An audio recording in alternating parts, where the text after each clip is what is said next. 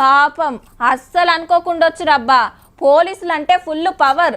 దొంగలను లంగలను పట్టేస్తారు, నేరాలు ఘోరాల వివరాలు గుంజుతారు, ఎక్కువ మాట్లాడితే సాటుకు 2 సపరిస్తారు కూడా.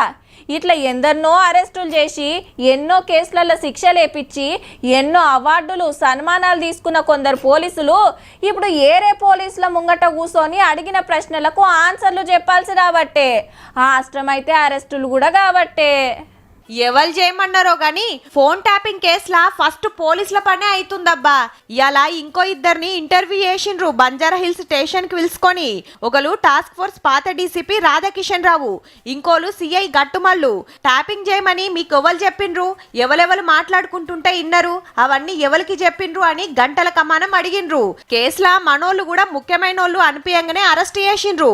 మొన్న గిట్లనే ఎంక్వైరీకి పిలిచి భుజంగరావు సార్ను తిరుపతన్నను అరెస్ట్ చేస్తే ఇంటెలిజెన్స్ పాతపెబ్బ ప్రభాకర్ రావు సారు పరారైండు బయట దేశానికి.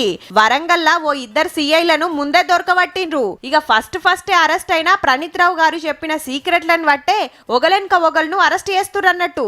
పాత ఐజీ, పాత డిఐజీ, 3 పాత ఎస్పీలు, 5 అడిషనల్ ఎస్పీలు, మొత్తం 15 మంది దాకున్నారట.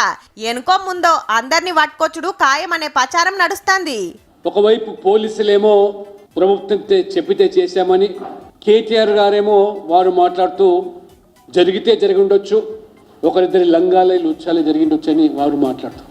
అంటే కేటీఆర్ గారు ఒప్పుకుంటా ఉన్నారు. సిబిఐ తోటి ఎంక్వైరీ చేపిస్తే భాగోతమంతా బయటపడుతుందని BJP MP Lakshman sir demand చేస్తుంటే చెన్నూరు ఎమ్మెల్యే వివేక్ వెంకటస్వామి సారు గీ డిమాండ్ చేసిండు.